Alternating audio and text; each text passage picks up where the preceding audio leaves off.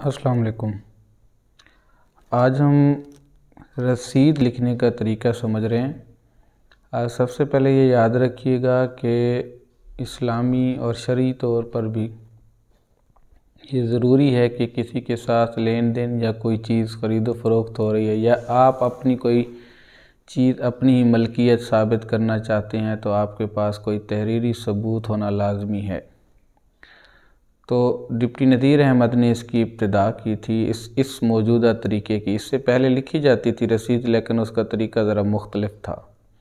तो ये बड़ा मुहतात तरीका है कि आप किसी से लेन देन करते वक्त आप ये तरीका अख्तियार करें, ये रसीद लिख लें तो कम से कम सबूत मौजूद होता है कि ये चीज़ आपने उसे दी है या उससे वसूल की है, या इतनी रकम उसे दी है या उससे वसूल की है, या ये चीज़ आपकी मलकियत है। तो सबसे पहले आपने लिखना होता है बाइसे तहरीर आंके। इसका मतलब यह है कि ये जो आप सारी तहरीर लिख रहे हैं इसकी वजह क्या है। ये हर रसीद में आपने पेज के मिड में लिखना है और उसके बाद पहला लफ्ज़ मबलग भी पढ़ा जा सकता है और मबलग भी पढ़ा जा सकता है। 50,000 रुपये आप अमाउंट लिखेंगे सबसे पहले। अगर कोई ख़रीदो फ़रोख्त वाली रसीद है तो सबसे पहले आप अमाउंट लिखते हैं। मबलग की एक वजह ये भी है यहाँ लिखने की कि आप इससे पहले जब ये लफ्ज़ लिख लेंगे तो एक लिमिट मिल जाएगी, एक हद मिल जाएगी। यहाँ पर कोई शख्स इसमें इजाफ़ा नहीं कर सकेगा और अगर उसके दिल में कोई बेईमानी की सोच आ रही है तो। अब इससे ज़्यादा मुहतात तरीका फिर ये अख्तियार किया गया कि जितनी अमाउंट, जितनी रकम लिखी जाए उसका निस्फ़ भी लिख दिया जाए ताकि दो जगह पर तब्दीली ना हो सके आसानी से।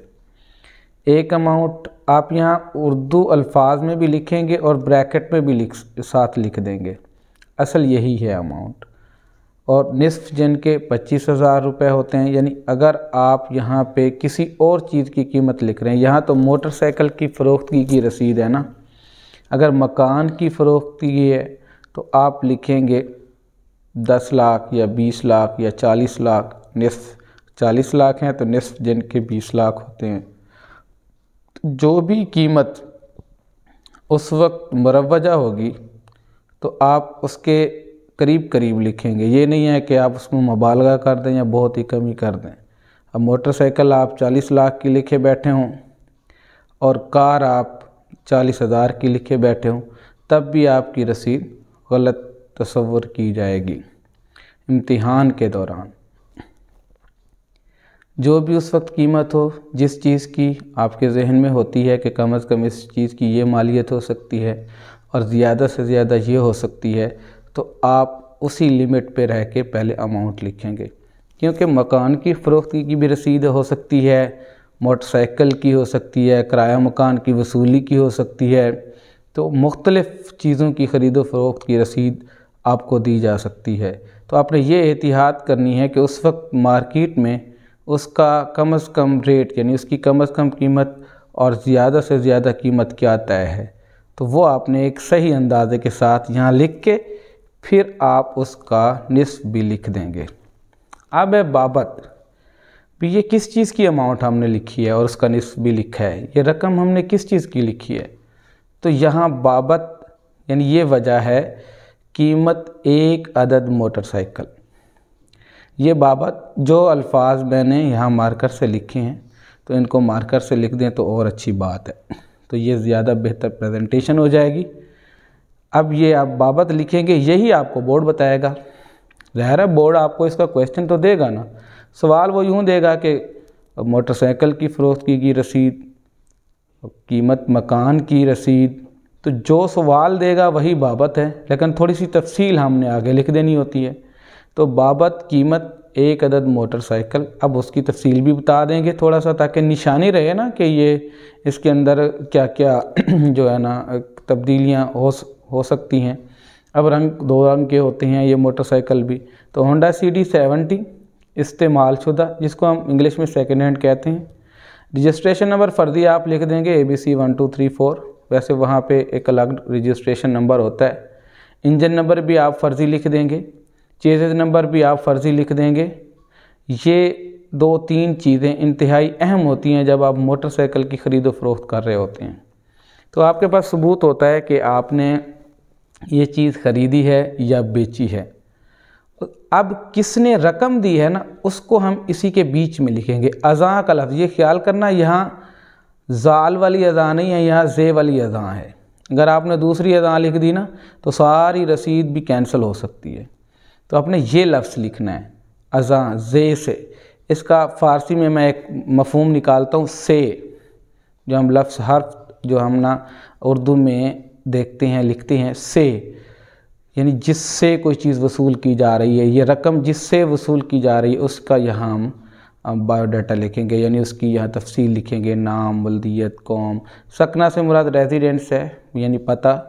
वसूल पाकर, अब यहाँ बनता तो ये था ना कि इस से वसूल पाकर रसीद लिख दी है, लेकिन चूँकि ये लफ्ज़ पहले आ चुका है, ये फ़ारसी का अंदाज़ है, तो ये लफ्ज़ पहले आ चुका है, ये रेपिटिशन होगी तो आपकी ये रसीद कैंसिल हो सकती है, ये इसके कोई भी नंबर नहीं मिलेगा आपको।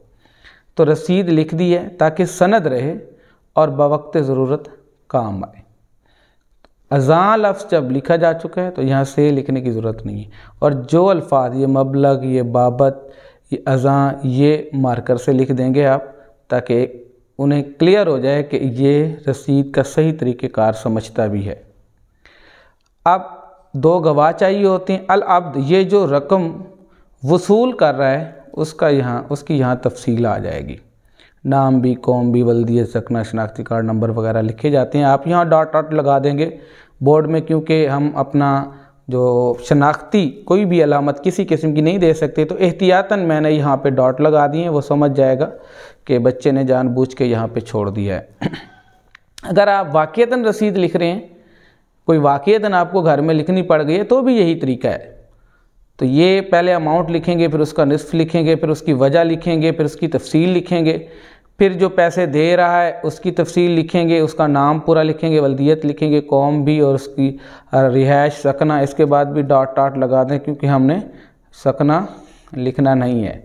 तो वसूल पाक का रसीद लिख दिया ताकि सनद रहे और वक्त ज़रूरत काम है।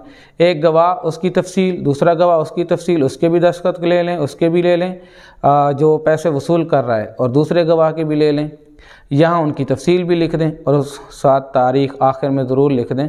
तो आप यहाँ ख़ुद वाक़ियतन अगर आप कोई चीज़ ख़रीद रहे हैं या फ़रोख्त कर रहे हैं तो उसकी भी इस तरह की रसीद लिखी जा सकती है कि कोई कहे यार मुझे रसीद लिख दो, मैं इससे कोई लेन देन कर रहा हूँ, मैं इसको कर्ज़ दे रहा हूँ या कोई चीज़ इसको फ़रोख्त कर रहा हूँ या इससे कोई चीज़ ख़रीद रहा हूँ, तो आप इसी तरीके से वो रसीद उसको लिख के दे देंगे। ये नाम, फिर वल्दियत, कौम, ये फिर रिहाइश हो गई, सकना, फिर शनाख्ती कार्ड नंबर, फिर दस्तखत। इस तरह नाम, वल्दियत, कौम, सकना, शनाख्ती कार्ड नंबर, दस्तखत। बिल्कुल इसी तरह इसकी भी सारी तफसील और दस्तखत ले लें। और उसके बाद तारीख़ लिखने का ये तरीका ख्याल करना है कि आपने अरेबिक डिजिट में यहाँ 20 लिखा, फिर ये डैश की अलामत है यानी ख़ात्मा की अलामत लगा दें, फिर जनवरी लिखा, फिर सख्ता की अलामत, फिर 2022। ये ईस्वी लिखना ज़रूरी नहीं है, अगर आपने लिख दिया तो कोई हर्ज भी नहीं है। तो ये 10 नंबर की रसीद आती है वैसे इम्तिहानात में। और वाक़ियतन अगर आपको कहीं भी रसीद लिखनी पड़ जाए तो भी ये तरीक़ेकार बहुत कारआमद है और आपके पास एक सबूत होता है कि ये चीज़ कब तक आपकी मलकियत थी और या कब से आपकी मलकियत है। तो आजकल तो वैसे भी हर मामले में रसीद लिखना ज़रूरी है, इसलिए बेहतर है कि किसी किस्म का भी लेन देन हो या ख़रीदो फ़रोख्त हो तो ये रसीद वहाँ पे लिख दी जाए। इंशाअल्लाह नेक्स्ट वीडियो तक अल्लाह हाफ़िज़।